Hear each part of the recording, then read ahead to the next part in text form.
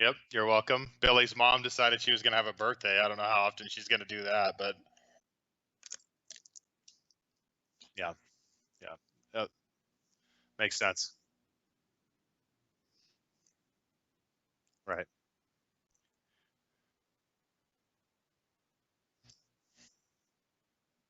It wasn't the corona. Yeah. Mm,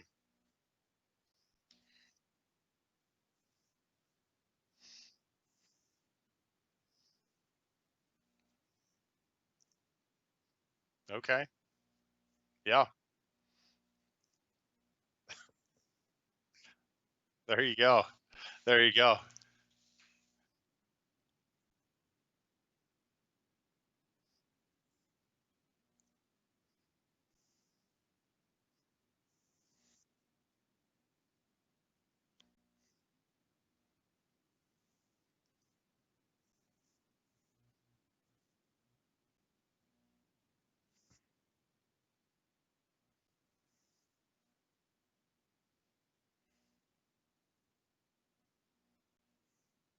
Sure. Absolutely.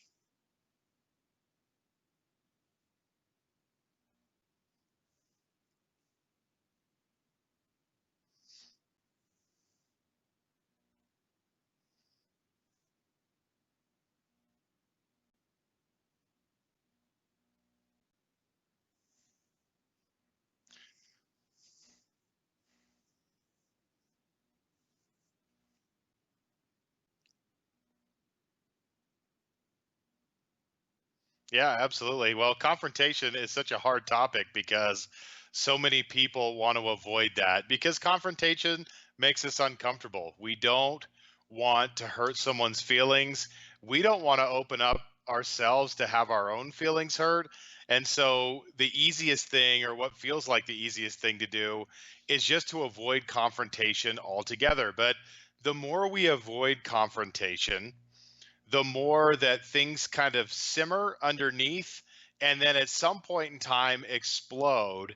And then we typically end up confronting situations, if we're not careful, in a way that it really hurts us to get our message across. And so one of the key types of leaders that we talk a lot about confrontation with, there's two types of confronters. There's the people pleaser who just doesn't confront at all because they just want to be liked and they feel like if they confront they won't be liked. But then there's the confronter that's just an asshole, and so they're always combative. They've never met a disagreement they didn't like. And if I have a tendency, it's towards that kind of confrontation. And so I've had to learn over the years that not every hill is worth dying on.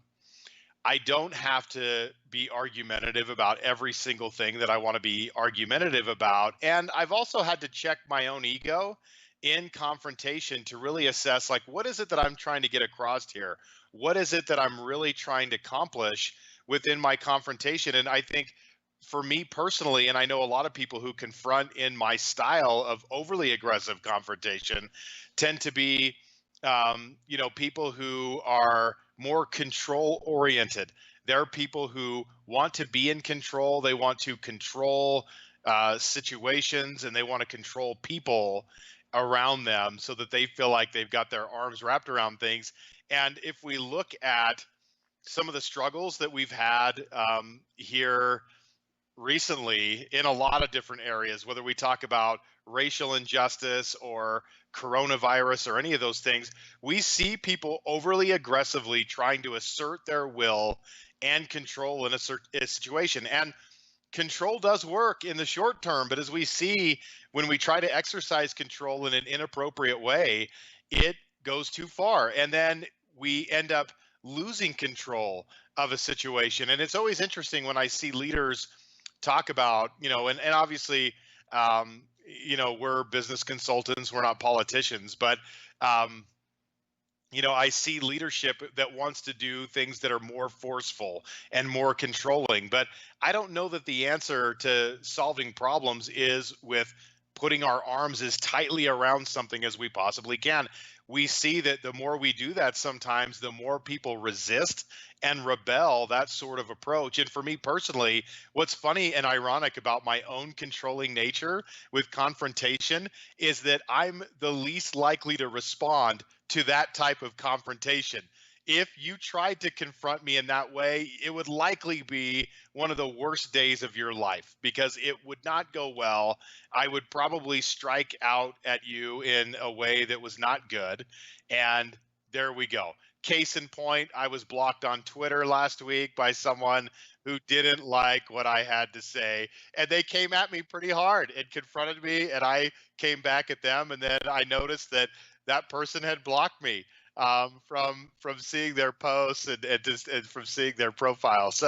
Uh, so that was just something that I have to be mindful of as a controlling manager, not to try to exercise my control too much. But then you've got the other person who wants to take the back seat. They're the person where it's like, everything's cool, oh, it's okay.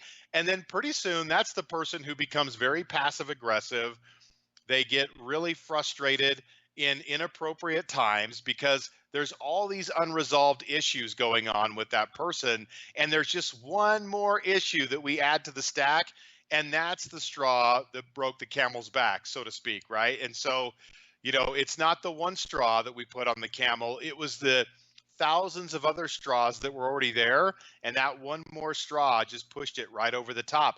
But something to consider if you're a people pleaser is in regards to service. Good confrontation, regardless of what kind of confronter you are, is in an opportunity for serving someone else. And what I mean by that is we can make people happy all day long, but we can make people happy in a way that doesn't necessarily serve them. We see this in parenting, we see this at work. And so I want to be very careful about making sure that I'm serving someone when I'm talking to them. What does that mean? I mean, I just had this today. I had a client that was talking about their philosophy about how to approach a team member, and they did something that they wanted to feel justified in doing. And my response to that was to, in a nice way, disagree with that and give them a different perspective of looking at that. Now, I know sometimes in leadership that can be a tough situation because we put people in a situation where maybe they feel wrong or they feel judged, and now they want to push back against that. And sometimes in coaching, people get upset. And honestly, if people don't get a little bit upset with coaching, we're probably not pushing them hard enough. And so we can't be people pleasers in that situation because our job is to serve them and to really help them commit to the standard of excellence that they've set for themselves. Not my standard of excellence, but their standard of excellence.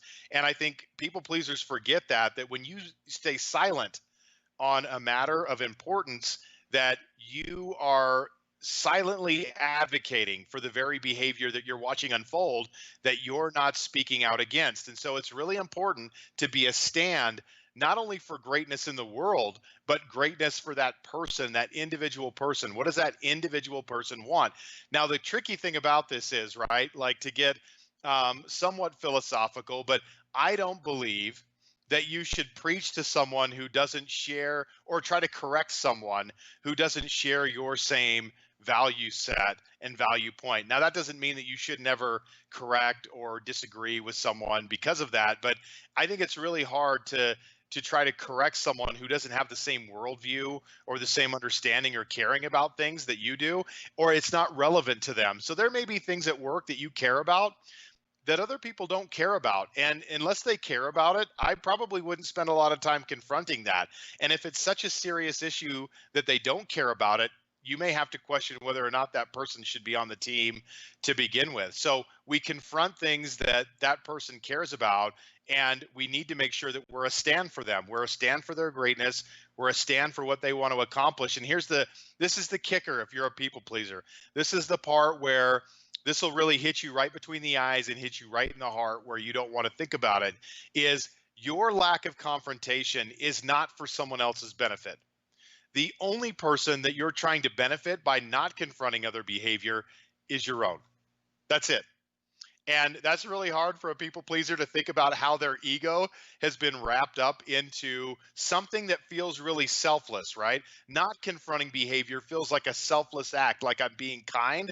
But what it really means is you're being selfish. You're being the kind of person who's trying to protect yourself versus standing for someone else's greatness. And that's really hard. And that's why confrontation is so important at work and in other areas, is to really provide some correction, and we want to do that in a way that's truthfully, and we want to do it gracefully, right? We want to put ourselves in other people's shoes, and we want to be truthful about things. And you know what? The easiest way to empathize with someone else is just to remind yourself all the different ways that you've screwed up in your life, and just remember that their screw up is just one thing that you've probably already done, or maybe isn't even as serious as some of your past screw ups. And so I think to have empathy there is important, to recognize that I am someone who makes mistakes. I'm not perfect. Therefore, I'm going to treat someone else with the same dignity and respect with that. There's a mental model that we use in this area. It's called Hanlon's razor. And Hanlon's razor says that never assume malice when it probably is just mere stupidity or oversight. That's it, right? Most people, when they make a mistake or they do something wrong, it's either oversight or stupidity. It's never really about malice. Now, sometimes it may be, but very rarely is it about that. And when we're talking about work, someone not executing their job at work is not personal. It's not something that they're trying to do to you. It's something that they're either have a blind spot around, or they have some fear about, and they're just not really doing it. So using that mental model of Hanlon's razor can be really helpful to recognize that, hey, this person's not trying to screw me over. They're not trying to do a bad job, but there's something here that we need to discuss and learn more about so that we can figure out how to solve the problem that exists.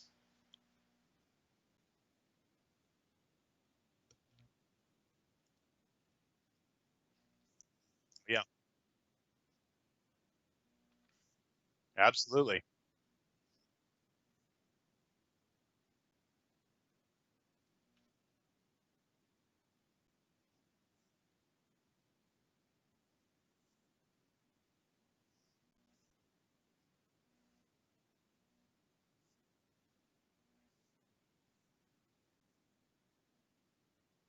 Yeah.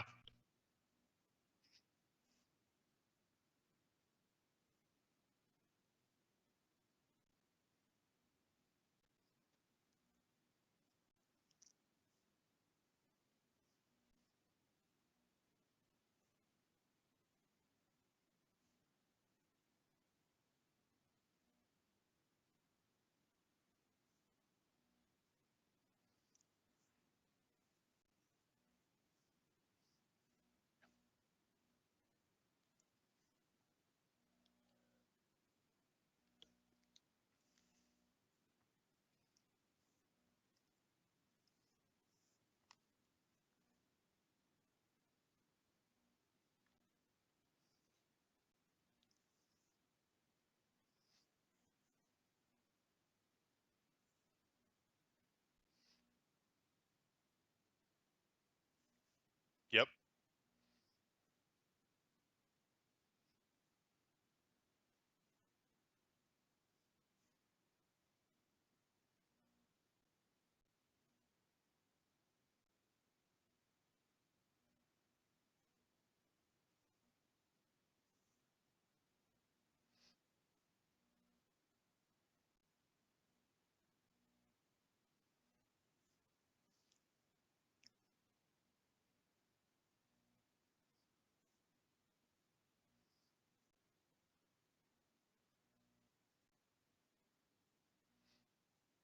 Yeah. Well, it's so interesting as a follow up to that. The curse that we run into with confrontation is the curse of judgment. Now, I always find it interesting to hear someone criticize someone else for being a judgmental person, right? Like, hey, that person is really judgmental. But the reality is that we're all judgmental people. Every single person in the world has the issue of judgment.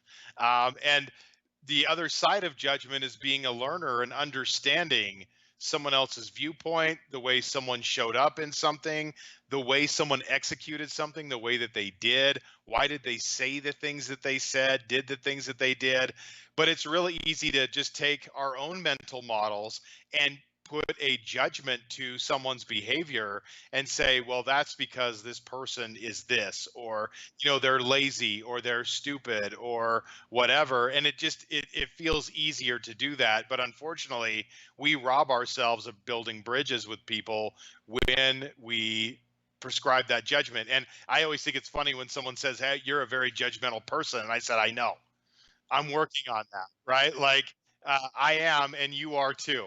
You maybe just don't know it yet. So that's the curse, right?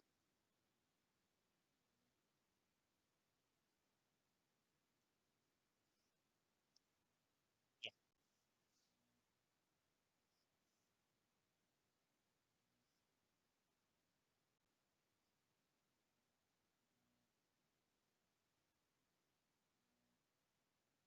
Yep.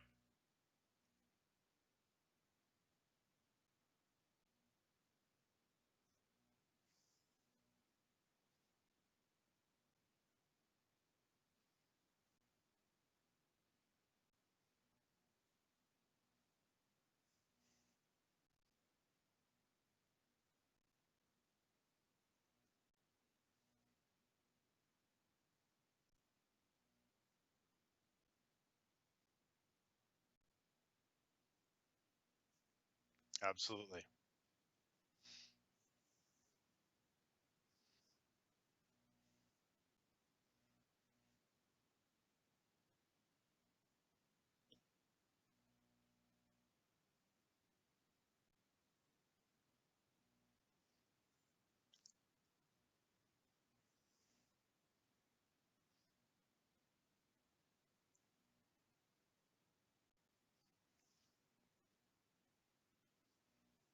Yeah. So confrontation is a great example to use in this context. So a lot of people don't confront. And then what they say is they say, well, you know what? I need to get better at confrontation.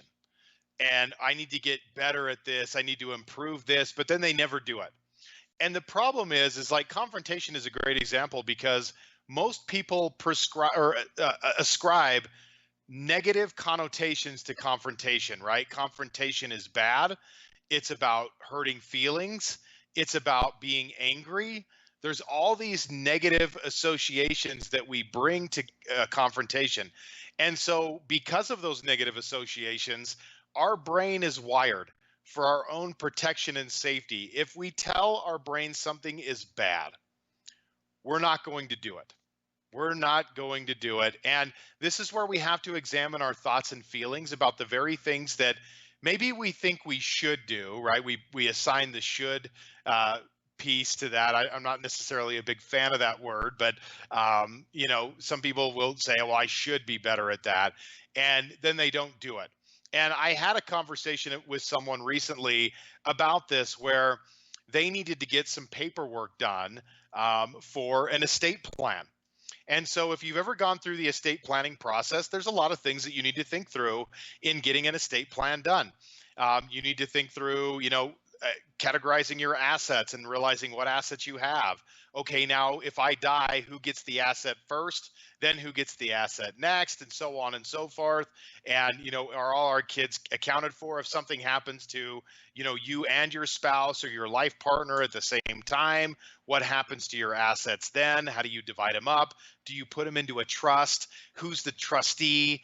Who's going to be the executor of your estate? Mhm. Where do your kids go if they're young enough that they still need a legal guardian? And then you've got to determine that. All that's very stressful, right? Because you realize in that process, you're probably going to hurt someone's feelings, right? Like, hey, how come you didn't pick me? Or, how come I didn't get to do that? There's just a lot of things to think through. And so I had a client that I was working with who just wasn't getting it done. And honestly, he's had the final documents to sign off and complete for a year. It's been a Yeah. year since his attorney gave it to you. So here we go. We spend, and this is where we think that, of course, if I spend money on something, I'm going to do it. And this is where you see the strongholds that get created emotionally. This is a person who's invested thousands of dollars into getting an estate plan done, who now has the finished product right there at their disposal to finish, and they don't get it done. And so the money wasn't a big enough motivator. And so I said, hey, give me your thoughts and feelings about doing an estate plan. He's like, I'm not good at busy work. Busy work sucks. I hate it. It's really tedious. It's just, and then he was like, okay, what if I make the wrong choices? Right. So he goes through all this stuff. What if I make the wrong choice?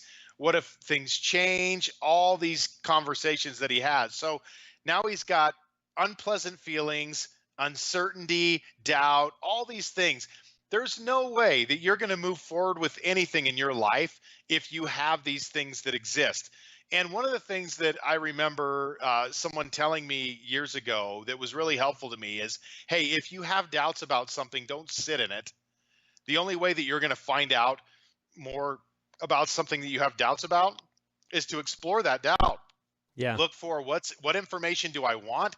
What do I need to know about this? So I just said, listen, I said, if you don't like the estate planning process and you don't want to do it, just throw it away. Just take the papers, open up your trash can, and just throw it in the trash. Who cares? And he's like, well, I don't want to do that. And I said, well, why not? And he said, well, look, I want to take care of my family. I said, well, tell me more about that.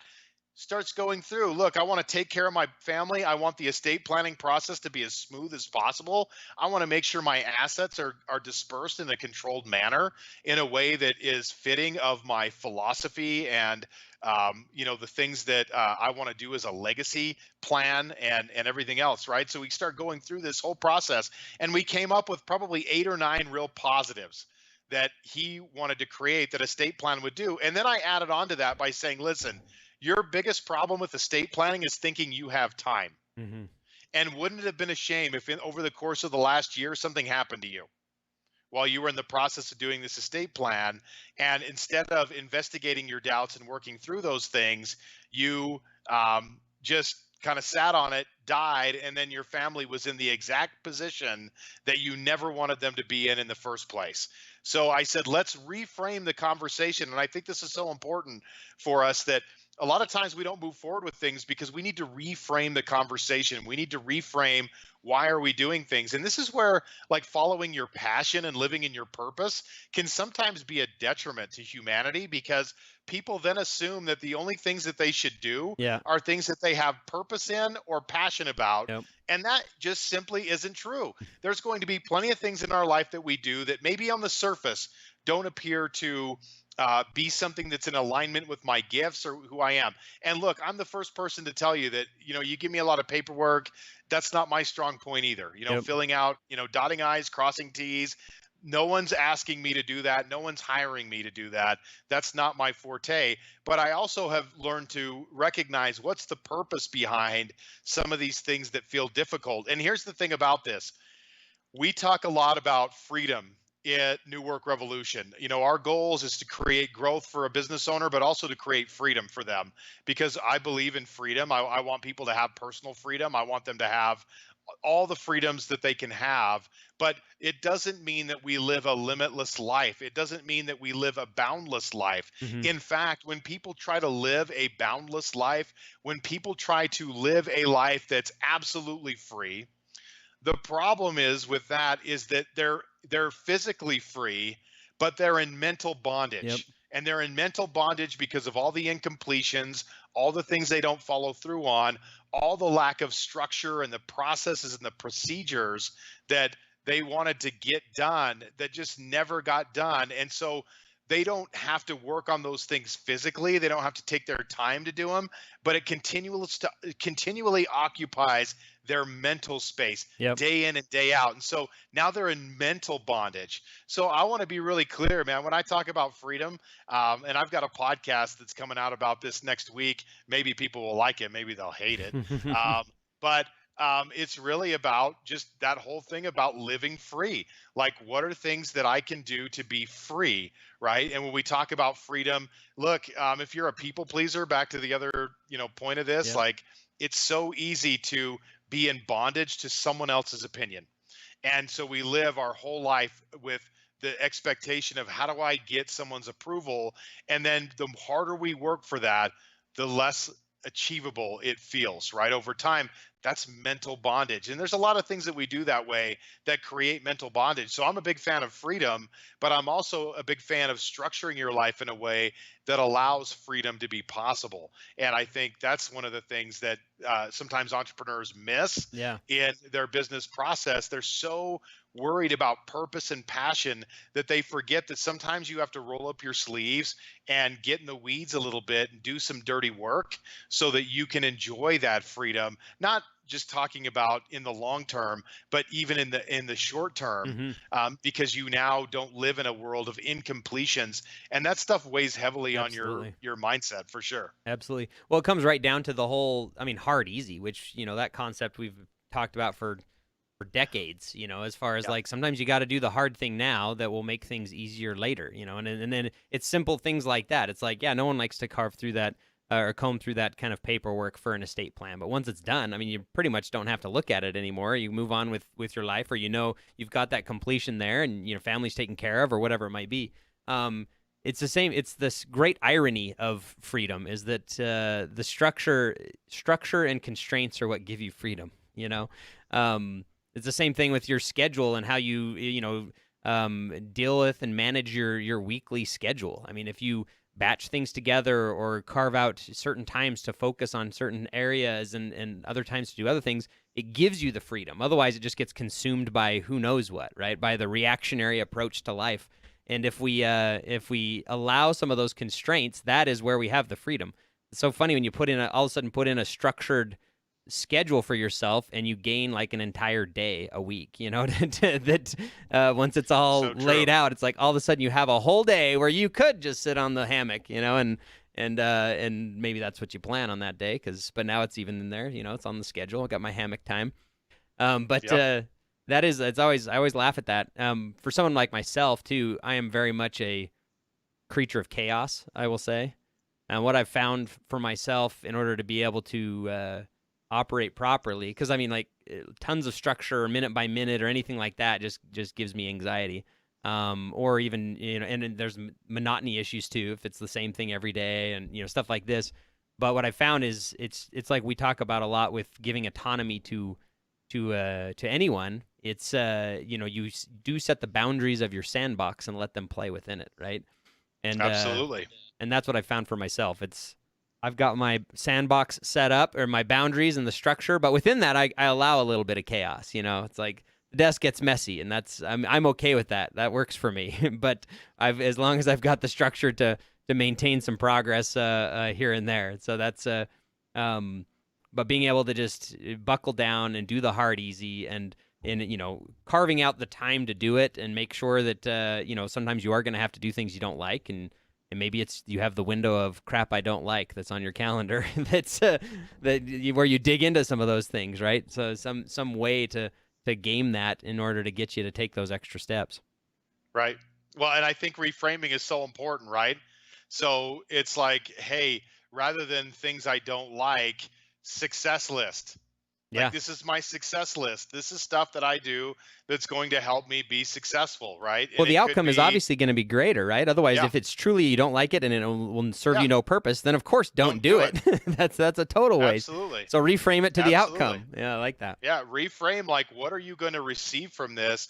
And that starts to change our mindset about engaging in that topic, Yeah. because if we don't like it, again, if we see it as something that is bad, we are not going to engage in that process at the same level. Like, I think about like going to the gym at 5 in the morning, right? Mhm. So getting up at 4:30, intellectually, that's kind of terrible, honestly. I mean, there's really like there's no joy in that. But the benefit is, like, I get to go to the gym or I get to work out, and then that kind of allows me to play in my own competitive juices, right? Like, I get to kind of push myself and gamify my life a little bit in a way that kind of inspires me and excites me. Mhm. So it's not about getting up at 4:30, it's about what that represents or what that allows me to do that I do enjoy, rather than focusing on, man, it sucks to get up at 4:30. Yeah. Because intellectually, I don't think that's an untrue statement. Yeah. But at the same time, what does that allow me to do, and why am I doing it? The other part that I assign to that is knowing that this is my time. Like if I'm going to do this, this is my time to do it. I don't have time later, especially like when the kids are at school Yeah. and I've got to take them to school, things like that. There's just not as much time for that unless I get up early and get it done and knock it out.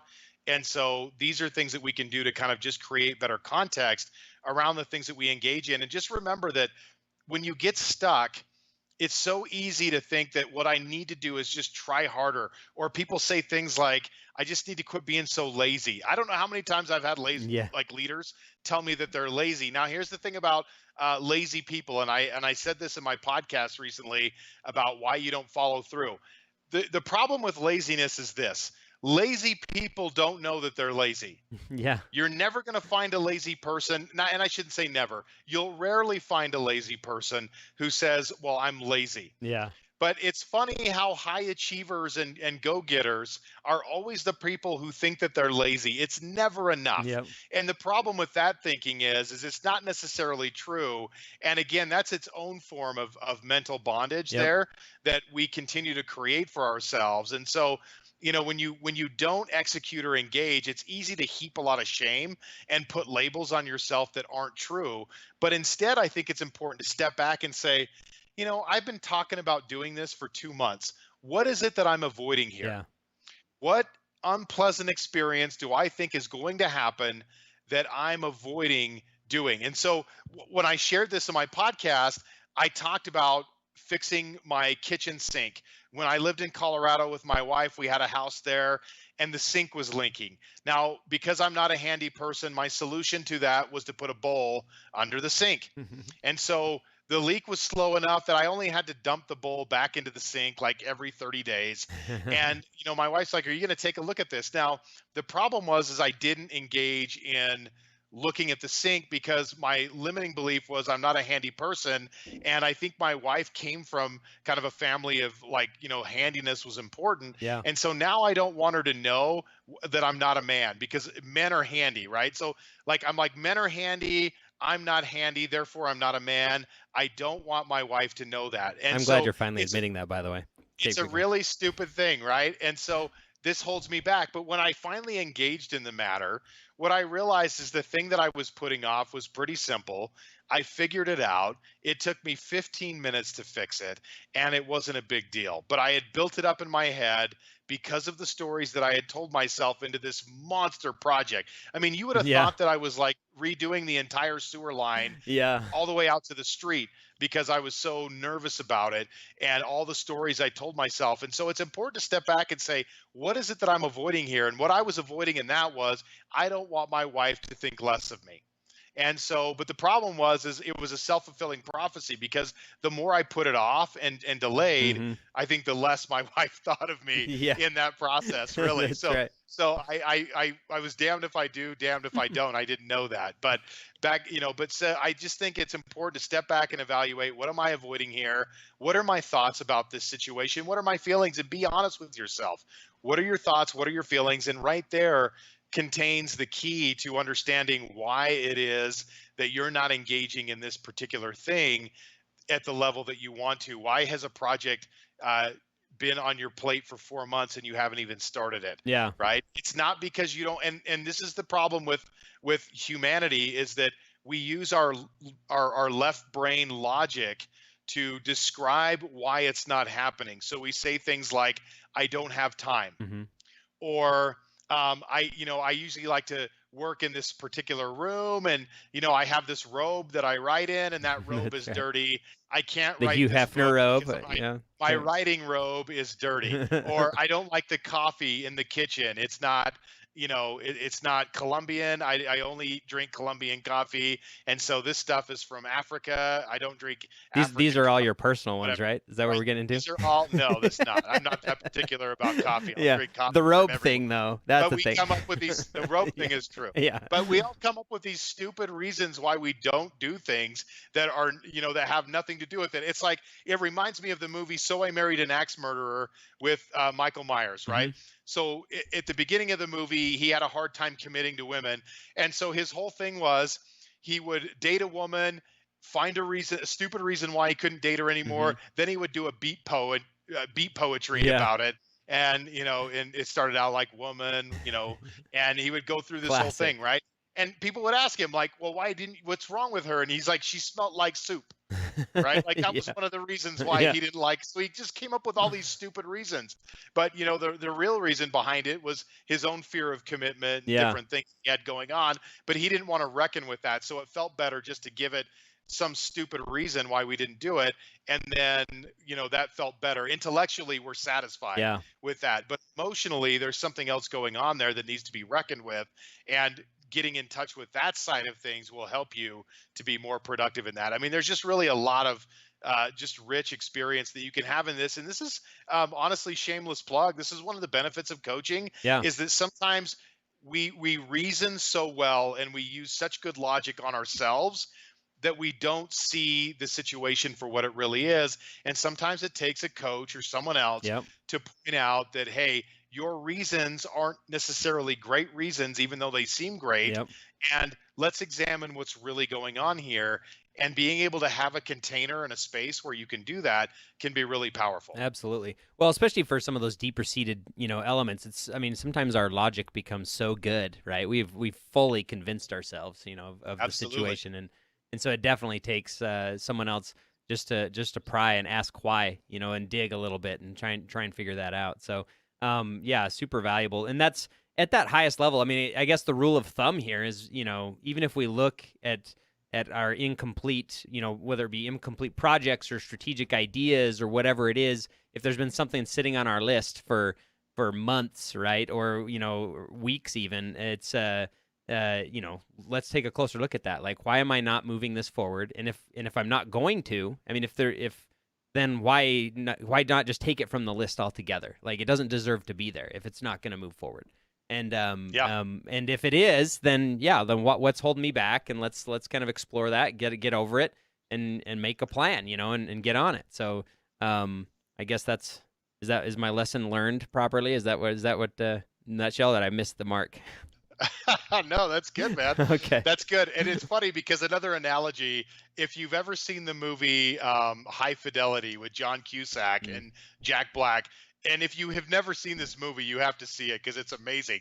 But this is like a great illustration of how we build things up in our head. Yeah. So John Cusack's character, he's broken up with this woman. He's really broken up about it. And she's dating this other guy who's got a ponytail, and I think his name is Ian. And the funny thing is he said, he's like, right now, no one's having hotter sex than my ex-girlfriend and Ian in the whole world, right? Like in Yeah. his mind, no one's having hotter sex right now than those two people.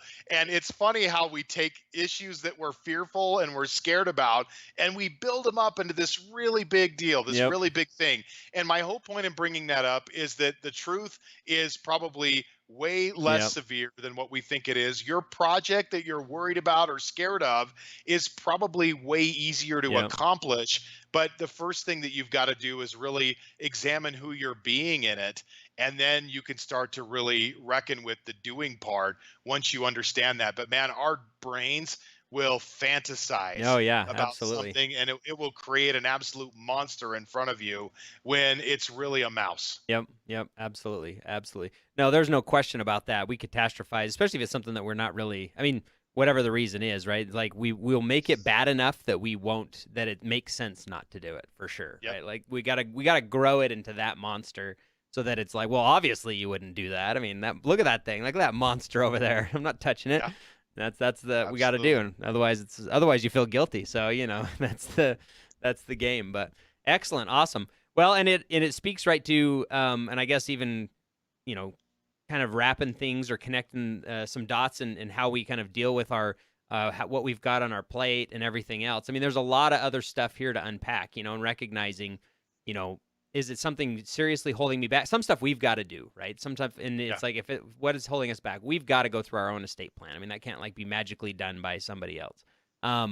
We've got to be able to at least explore a couple of things that way. And then there's other things that we just keep lingering. And why is it that it's still on our list and not on somebody else's list? Or why is it that, what does that look like? And the tendency, the reason half the time we always feel lazy as well is because relative to the size of our list, man, we are not getting anything done. You know what I mean? Right. It's like, well, if I look at my list, more were added than were taken away. Therefore, I must be lazy, you know? Right. And so starting to even recognize that and prioritizing ourselves, you know, to align with our values, to align with our targets. And I mean, you know, I say values very specifically. Like sometimes we need to do things because it fits our values better versus like working longer. It's like, no, take a break, go do this. It's more valuable. Or our quarterly targets, whatever it is, and focus on those things and have 1 or 2 wins a day and move on with life, right? The rest of it, it doesn't matter. I mean, we're humans, you know, and we think we're some sort of cyborg animals that can do way more than we can. But just being honest with yourself and what, you know, undone things you have, you know, let's clear that sucker, you know, let's figure out why it's still there, where it can go, and let's be honest with ourselves about what we really can accomplish, and yeah, not just be busy. So absolutely. Excellent, man. Well, awesome. Well, aside from that, let's see. If there's any questions or comments, you can feel free to throw them in, anyone that's watching here, and we will address briefly. But while we're waiting for that or taking a closer look at that, let's get into the recommendation of the week. What is your recommendation of the week? Okay, so just based on this conversation, this is something I'm reviewing, Leadership and Self-Deception by the Arbinger Institute. So C. Terry Warner wrote a book called The Bonds That Make Us Free. That is a book I recommend to a lot of people who get stuck in victim thinking, which we all do. Again, leadership and self-deception, man, no one lies to ourselves better than we do. And so that's a really awesome resource. I also so this is a reread. So you've read it in the past and you're rereading. This is a reread. Awesome. Yeah, this is a book you could read a bunch of times. It's really good. Those are always good ones. And then Tim Ferriss had, and I don't know if I'm pronouncing this guy's name right. He was a former pastor of Willow Creek Church, not Bill Hybels, who was a pastor there, but also I think his name's Jim Detmer, and I don't know if I'm pronouncing his last name correctly, but he had Jim on the podcast not too long ago, and he talked a lot about leadership, and there were a couple of quick thoughts that I thought were really powerful. One of them is just taking radical responsibility and taking radical responsibility for what we can learn in every situation. So I told you earlier how judgmental of human beings we are, which is totally true. We're so judgmental. Yeah. We think we already have things figured out when there's more to learn about situation, and we never know as much as we think we can. And there's very few absolute truths in the world. There's always something else that if we unpacked or unpeeled another layer would really tell us some other things about a situation that would be quite eye-opening and maybe transformative in that process. So I love that concept. And they talked about just something that we're all really apt to do is blame. And he talked about blame as a contracting energy, and it is always looking to be right. And he said this is a low learning state. So blame is a contracting energy that's always looking to be right, and this is a low learning state. And I think in leadership and in really working with people well, being in a high learning state and being a learner, period, is just so critical to that. Yeah. And when we assign blame and we don't take personal responsibility, we miss the lesson in that, because in blame is victimhood. Yeah. And it's easy just to say to someone else, well, wasn't me, man. You know what? These other people did that. Nothing for me to see, nothing for me to do.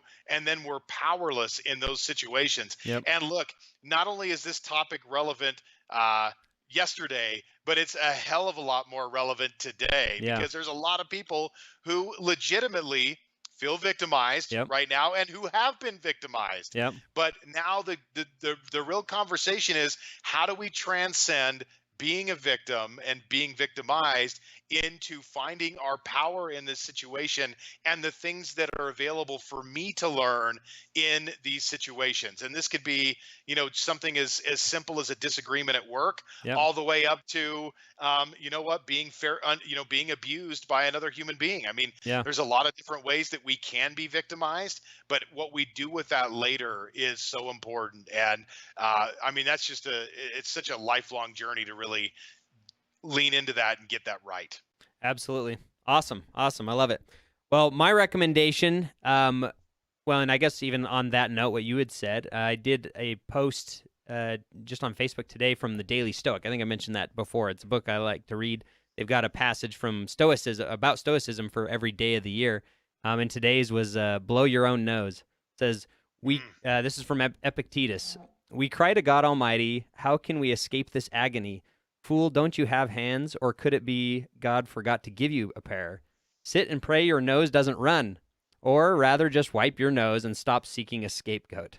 The world is unfair. Then this is the explanation or the follow-up. The world is unfair. The game is rigged. So-and-so has it out for you. Maybe these theories are true, but practically speaking, for the right here and now, what good are they to you? So anyway, it goes on a little bit more about, at the end of the day, which is a lot with Stoic thinking, is at the end of the day, it is what it is. What are you going to do? What are you going to do about it? How is that going? How are you going to allow that to impact you? And anyway, I thought it was an interesting thought for the day, of the day. But another recommendation that I have is a book that I'm reading right now, about done with, is what's it called? Give me a second. Ride of a Lifetime by Bob Iger. I don't know if you've heard that one. So he, just relatively recently, I think beginning of the year, stepped down as CEO for Disney. And he was, since Michael Eisner, CEO since then to now, and obviously he oversaw the acquisition of Pixar and Marvel and all the other jazz that was going on at Disney, and so many other things with Disney. It's been really fascinating, but it's been really cool because I know one of your favorite books as well is the Pixar Way, or is that what it's called? Pixar Creativity Inc. Creativity Inc. I love that book. It's a fantastic book. It's definitely one of my favorites, and since it's the story of Pixar, it's super entertaining. Well, this is similarly so, but you're also getting the other angle, because there's obviously a lot of intertwined with Pixar, and so it's like, here's Disney's perspective, on that process and kind of lessons learned. And so it was actually in fact, Bill Gates said it was his second favorite business book of all time. So I'm like, well, that's pretty high praise. That guy reads a few books. Doesn't read a lot of business books per se, but and for reasons, because there's plenty that's been regurgitated and rehashed. But yeah, he said that about this book, Ride of a Lifetime. His favorite was a book, and I can't even remember. It's like a collection of stories from a journalist back in the 70s or something. I know exactly who it is. It's Brooks. Business Adventures, or yes. My Life in Business Adventures. That was Bill Gates' number one Brooks. favorite business book, which I haven't read, although I did pick it up based on discovering that. I'm curious about it. It's kind of hard to find too. I mean, I don't think it's out of print, isn't it? I think so, and I think I ended up finding like a Kindle version, or it's not a physical one, because the physical was like gone or something. So, but I think I picked it up. If not, I was definitely interested in it. But obviously, for that, but that's this book. Bob Iger's book was his number 2 favorite business book of all time. Apparently. High praise.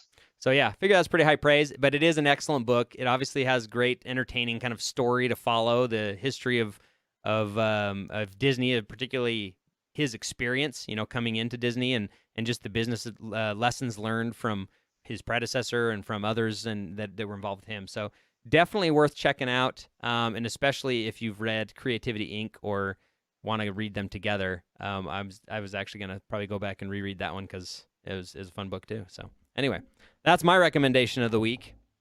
And with that, let me see Love here. All right. So, somebody did leave us a little question here. The people you are leading give you indirect permission to lead. Thoughts? Okay, repeat that.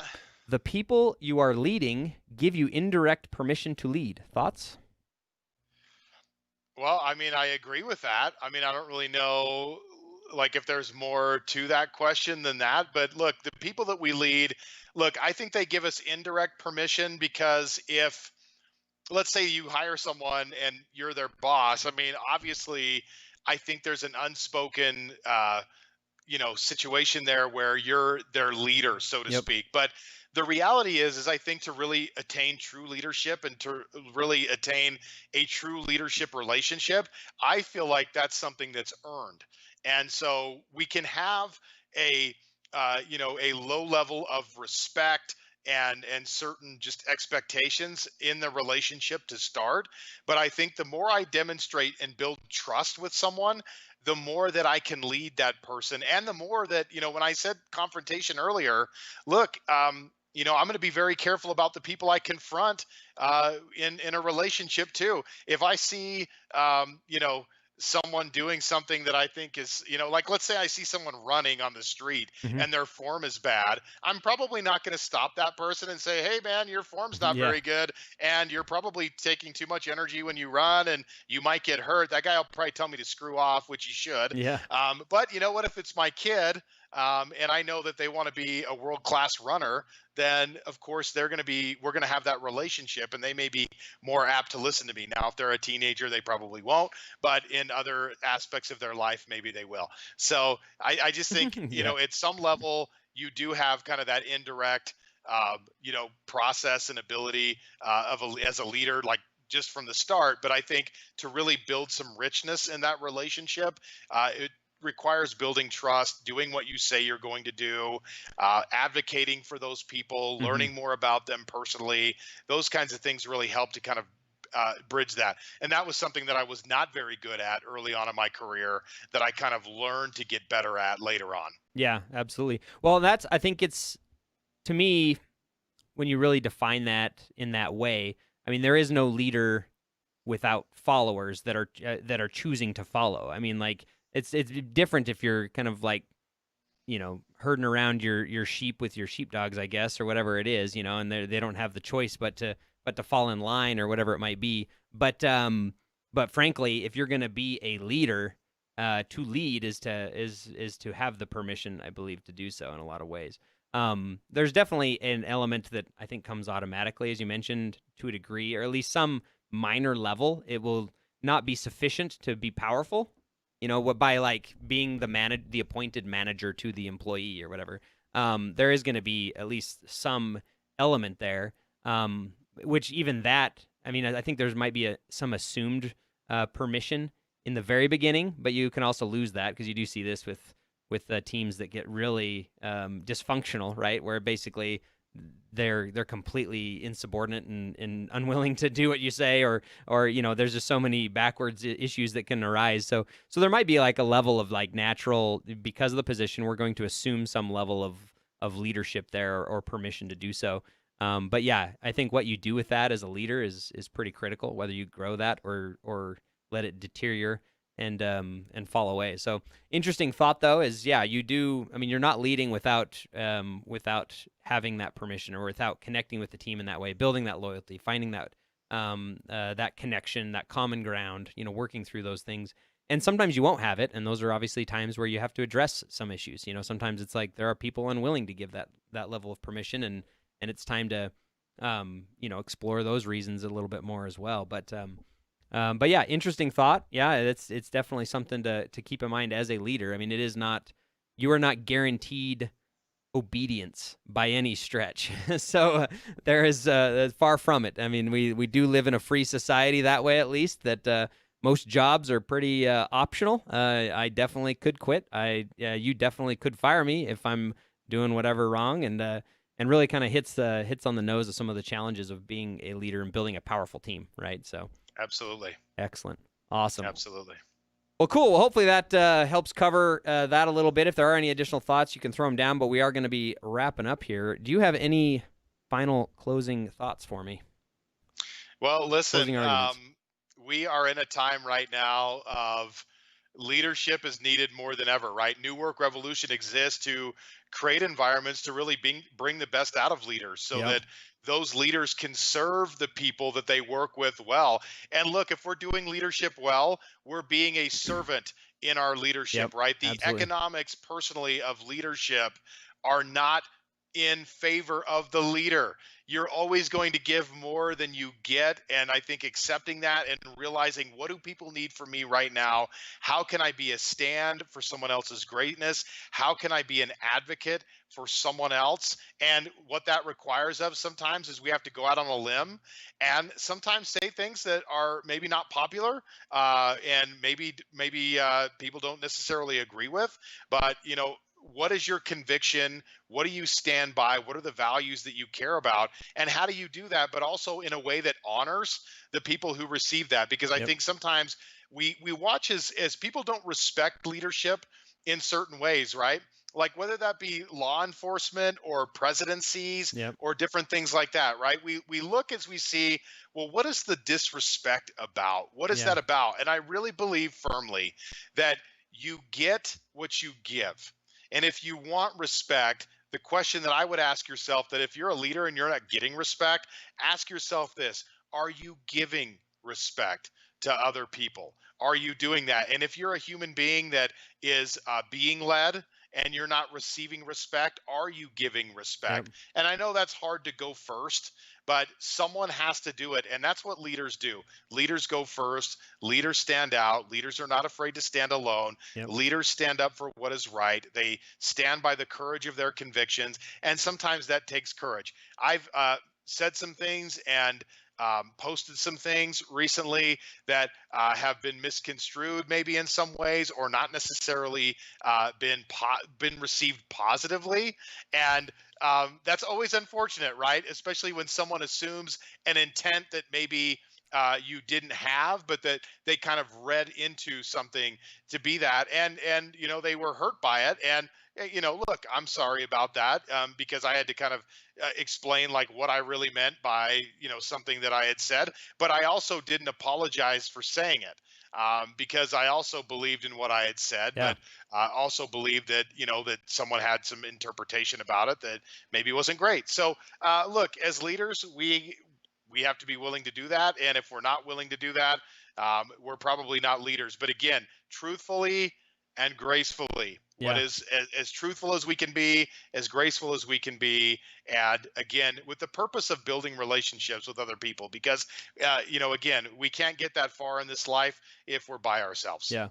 And serving, I mean, in that mind, as you mentioned earlier, serving Yeah. first, right? Does this Yep. serve, like that's with Yes. the hard, sometimes it's not going to be received well, but does it serve them well, right? Does it serve your Yeah. people well, the community, whatever it is you're trying to connect with and bring together?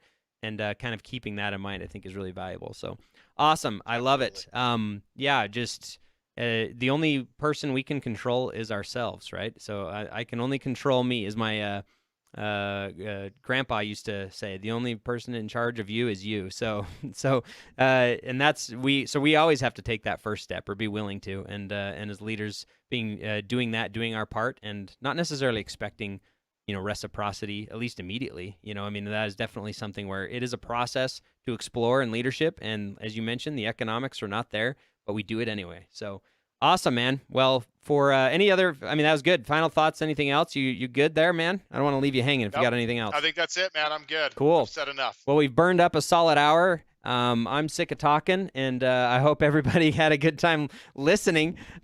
We would do this every week. I guess final little closing announcements there. Yeah, once a week we are doing this, 2:00 Mountain Standard Time on Facebook and YouTube. We'll be doing this, taking questions, exploring ideas that we get throughout the week, and just trying to be a service as best we can. So if you have any of those things, feel free to hit us up, whether it be comments on Facebook or YouTube, as well as by email. And if you're not subscribed and want to connect a little bit more, you can go to newworkrevolution.com and dig in a little more there. We'll definitely let you know what we're about, what we're doing, and hopefully be able to connect. But aside from that, for Brandon Allen, myself, Billy Bush, this is My Business World Live, signing off.